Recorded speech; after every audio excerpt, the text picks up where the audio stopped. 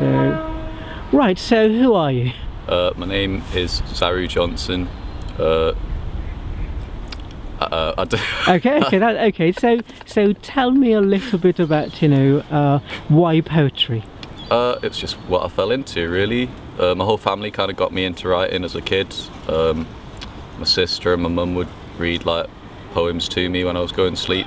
My dad would read like long segments of Lord of the Rings to me for like years, gradually.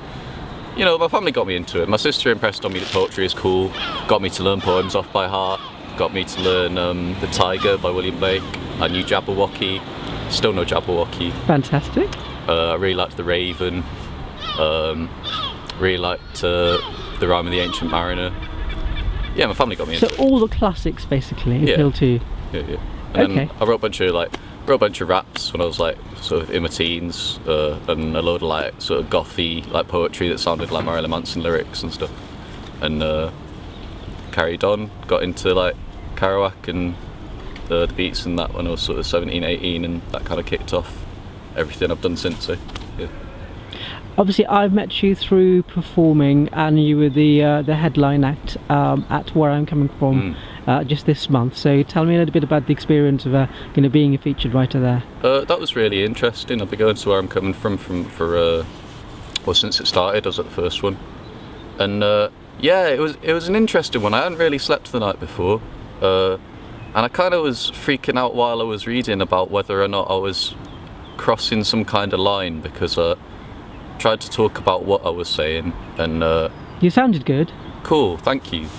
Yeah, people said it came off fine afterwards, but I just mentioned that some of what I've been writing, I think it touches on whiteness and what I think whiteness might mean in the world, and Where I'm Coming From was set up as where the point of the night is to showcase black and minority ethnicity voices, and I'm a white guy, so that's why it was like trying to figure out where I was at with it. I just didn't know if I was going to give the wrong impression, because my stuff's really ambiguous, and like there's no definite, like I can't say, oh, this is a poem about this aspect of what I think whiteness is. It was just sort of there and present. I just didn't want people to get things twisted. But yeah, it went off all right. I think people were on the right page with it, and so where next as a poet for you? In terms of your journey, what would be the ideal sort of world for you as a poet? The ideal world for me? Yes. Whoa. Well, in terms of just what happens to me, or yes, the world? yeah. Well, why not? Yes. Just hopefully. I don't know. I'd like to get more gigs. I need to start getting more paid gigs, man. Again, here and there I find that, but obviously I never live on it. But that's fine. I'm living as a dog walker, man, and I flipping love it. But I'd like to get more of that. Do you know what I mean? Got a lot of free weekends. It'd be cool to just start bopping around, getting more gigs in England. I need to apply to more stuff. Apply to competitions and things like that. Hopefully get something published, which I might have a little lead on now, I'm hoping. Yes. Maybe. Fantastic. Yeah. So, tell me a little bit about maybe, is there anything distinctive being a poet in Wales for you? Well, I've never been a poet in England, so it's a bit hard to tell. But I like to. I guess I'm kind of getting into the Welsh language is there, obviously. Like I can speak Welsh, and I try and work that into my pieces and switch from language to language, so that changes things, and it's just really flipping lovely to have. I guess I try and I guess I think of Wales as like being a potential like just weird and countercultural place in itself because of what it is in relation to England, right? And I'm interested in Wales trying to carve out more of a nook for itself as another side of the coin sort of thing, Don't know what else to say about that. Okay, that's fine. So the last question is, where can we find more of your work? Is there a website, maybe YouTube or anywhere else that we can read up more about you and your works? I've always been pretty bad at maintaining. I say bad at it, like I've deliberately tried to not accept it, because but having do you know what I mean? I don't have Twitter or an Instagram or any of that. Okay. Because I think the more I have of it, I think it decreases the quality of my life and me. I've got Facebook. Yes. People can just try and add me on Facebook. My name's Zaru Jonson, which is ZARU space JONSON. I changed my name. Okay. It's pretty much just the Facebook. I put my name into Google and stuff. Do you know what I mean? My email address is zarupoet@hotmail.com.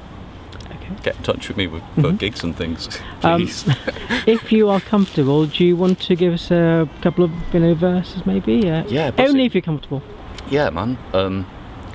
Oh my people, I was light, but now I'm lit for dim. The cities and songs and amorphous philosophies have grown heavy as dirt wed legs again. In the pilgrimage of snails and men towards a blank in my mind where a time is shining scary. Glass is splintered everywhere. I find a key, a glove. I leer into the trees above and do not see the slugs I tread. The world has started wailing for its hearts, which are failing to be faithful to its head, and red will come the dollop from the throat of morning. Woe on man, the whelp of time, whose understanding dwarfs her drink and sprint in a fold, bewildering eons, whose eye is so big that it can see the sun die. Woe on man, here but not here. Put me sleepy when the day's there in a coffin filled with leaves as dead as me, so that we decompose together.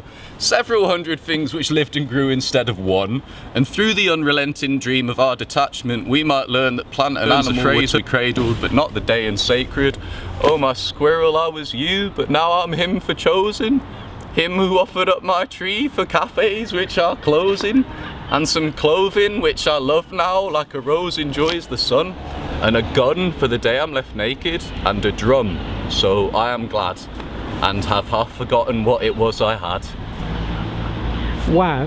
Thanks. If I did not have a hand, just one hand, I would cry so loud. Thanks, Dad. This is really cool what you're doing here. Big up. There's such a bardic quality to not just your delivery, but your voice as well. It's almost like I'm actually watching like a Shakespearean performance. Hey, so fantastic. Thank you very much. Thanks, Taz. Okay, take care. Yeah, good luck.